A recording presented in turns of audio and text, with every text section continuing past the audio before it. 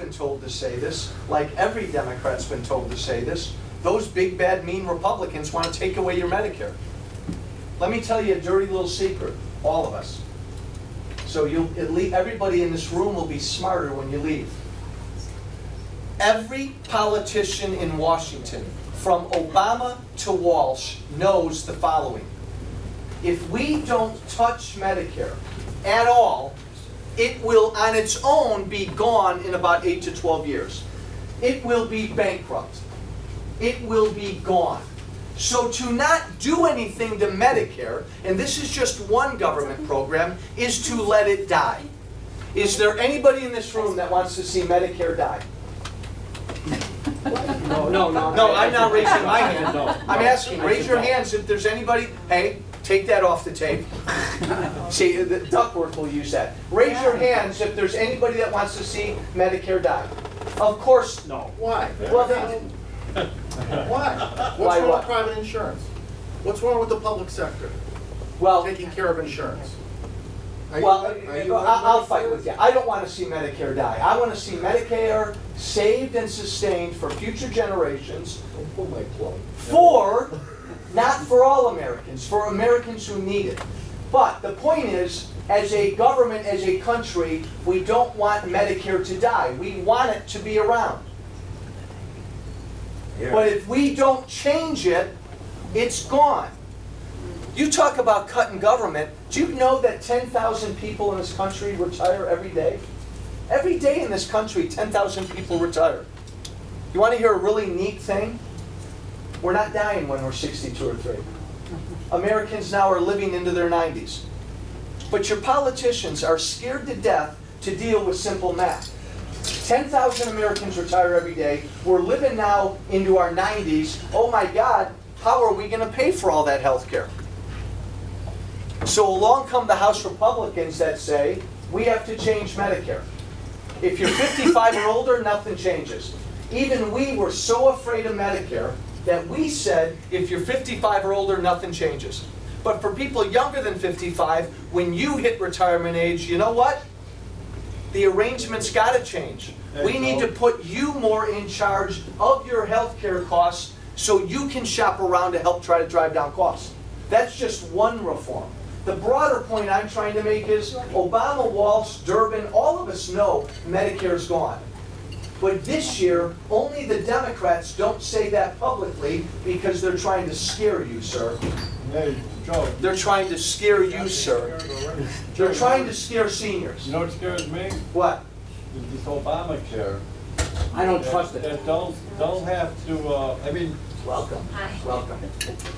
The Obamacare, if the government is corrupt, they could get rid of whoever they want to. Well, let me just make one quick point about Obamacare. Talking about the death panel? Yeah. I'm talking about politics. They want to get rid of you, and you're on Medicare. They'll just say you're not covered. It's not in your budget. It's not in your budget. We have that panel that will decide whether or not you will. Well, same thing. Yes. Same thing. Yeah, let me just say this simply. I believe. Politicians complicate things. Life is really much more simple than we make it out to be. Obamacare was the first big giant step toward government-run health care for everybody. There are people in this country that want government-run health care for everybody. There are other countries in the world that have government-run health care for everybody. I think it will destroy this country, it will bankrupt us, and the quality of care will be miserable. But just so you know, if you like Obamacare, and that's the direction you want to go, then you want to go the direction of government-run health care for everybody. You can't. I'm not going to let anybody take two sides on this. The biggest, look, sometimes myself included, as voters, all of us, and I hope my opponents take this right, sometimes we're not as smart as we need to be. We're not as smart as we need to be. And because we're not as smart as we need to be, politicians try to take advantage of that. Let's be smart. I want to come home from Afghanistan tomorrow. I've been saying that for 1.5 years. I want to bring our boys and girls home right now. You know what? There are a lot of reasons I want to come home right now, but we'll also save about $110 billion. That's what we're spending every year in Afghanistan. But just doing that alone won't do a thing to our debt. That's not it. I already lost it. Here it is. Just bringing our boys and girls home from Afghanistan, it won't do a thing to this. It won't save Carolyn and Taylor from paying our bills. A lot of other things I'd like to do. Get rid of the subsidies to oil companies. You hear people talk about that a lot. Fine, if you want. You know, you'll save $18 billion over the next 3 years. Won't do a thing about this. You want to know what's driving this? Wake up, America. What's driving this debt is the fact that 10,000 Americans retire every day, and we're living longer. Rejoice in that. But we need to figure out how to pay for all that health care. It is the biggest, fastest growing part of the federal budget. Nothing else comes close.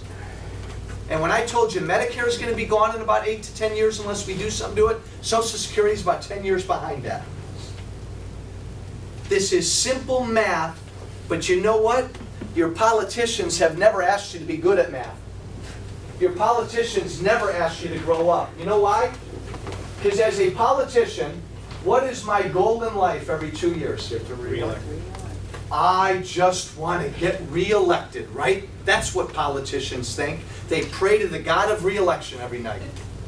So every 2 years, what do your politicians do? They walk around and they say, I'll give you things, will you vote for me? I'll promise you more, will you vote for me? Who wants free contraceptives? Who wants your student loans bailed out? Who wants free cell phones? Who wants health care for everybody? Your politicians are like little seals running around every 2 or 4 years because all they want to do is get reelected, and you've taught them, and I've taught them, the way to get reelected is to give people things.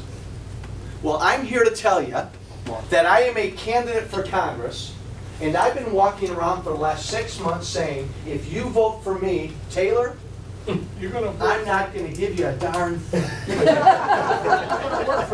Now, Duckworth will use that in a commercial. If you vote for me, I'm not going to give you a thing. There's nothing left to give, and what I want to do is, I want that thing called Washington to take less from you. That's what I'm trying to do.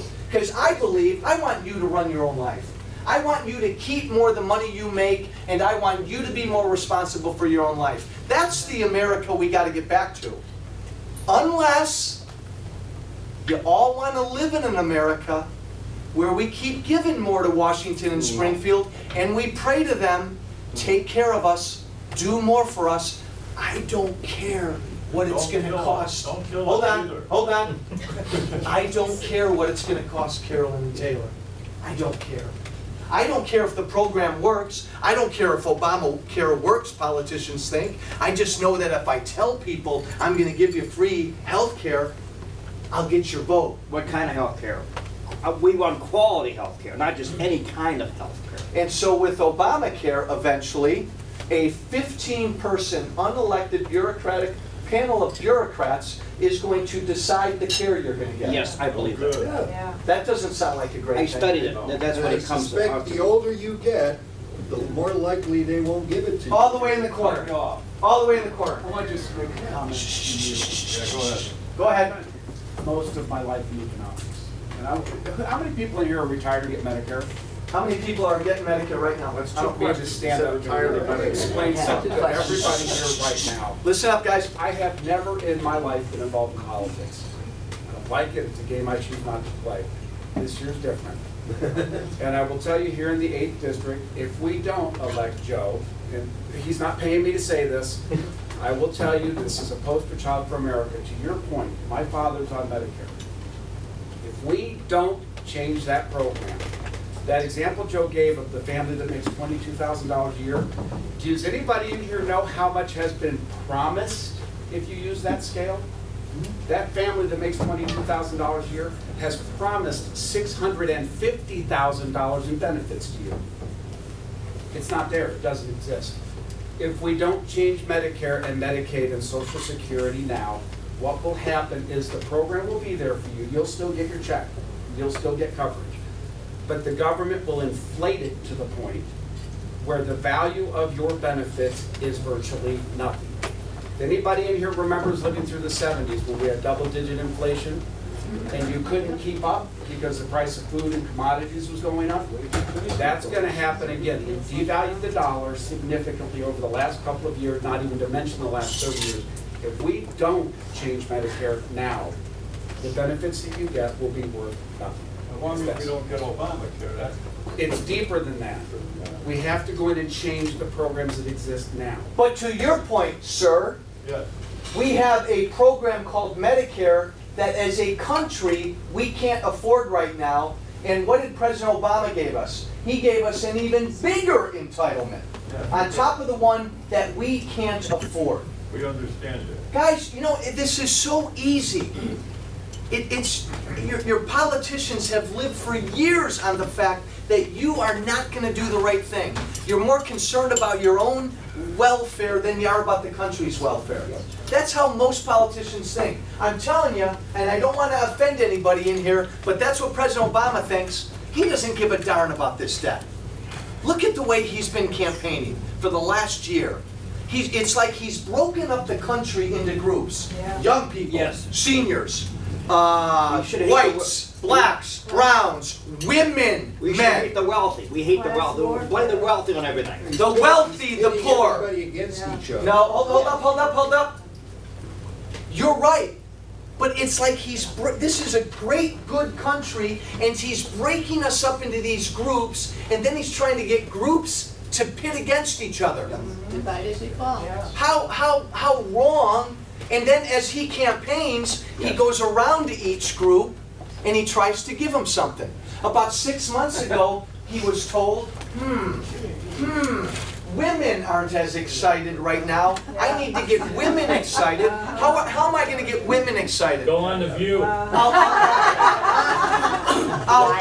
I'll talk about abortion, and I'll promise free contraceptives. Wait a minute, students. Boy, those young people aren't as excited as they were 4 years ago. What can I do? Oh, I know, student loans. I'll somehow figure out how to forgive a lot of their student loan debt. How terrible. But we've trained them to be this way. This country's not going to be saved. And look, guys, I mean it. You know me, I'm a term limit guy. I'm never going to serve in Congress longer than 6 years. I don't want to make a career out of this. I'm genuinely afraid for this country. And we are not going to be saved. I'm telling you, your politicians aren't going to save this thing. We are not going to be saved unless the American people finally say, all right, I'm ready to grow up and do the right thing. I'm ready to grow up and do the right thing. We can't have a government that takes care of everybody. Are you ready to join me? Yes. Yeah. Yeah, I mean, that's what this...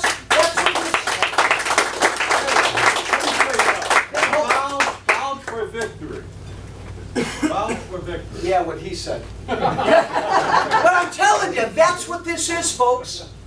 And I know Mitt Romney said something very awkwardly a couple weeks ago.